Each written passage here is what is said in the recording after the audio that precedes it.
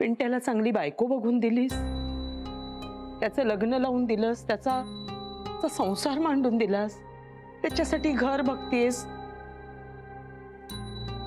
खूप करतेस तू.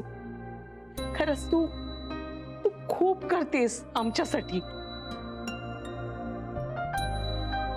एवढी सोन्यासारखी मुलगी दिली माझ्या पदरात, पण मीच नतद्रष्ट. मला हिऱ्याची पारख नव्हती हो. आई काय झालंय? माझं खूप चुकलंय बाळा. तुझ्या बाबतीत माझं खूपच चुकलंय. अगदी लहान असल्यापासून मी तुझ्यावर खूप अन्याय केलाय. आणि हे तुला सगळं माहित असून, कळत असून सुद्धा तू कधी उकचूक केलं नाहीस. नाही आई, असं काही नाहीये. नाहीये का सगळं? तुझ्या पानात नेहमी शिळी पोळी आणि पिंट्याच्या पानात गरम गरम पोळी. तुला सांगते, भाजी कमी असले ना की तुला लोणचं आणि त्याला दूध साखर द्यायचे मी तुमच्या डब्यात.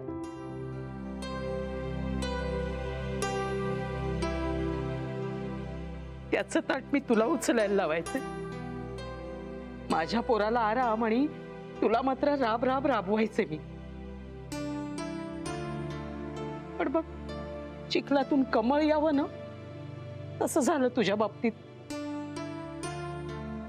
आई अगं जाऊ दे ना, तू कशाला ते काहीतरी काढत बसतेस? मला तर आठवतही नाहीये अगं काही. कारण तुझ्यात तो दुष्टपणा नाहीये ना बाळा.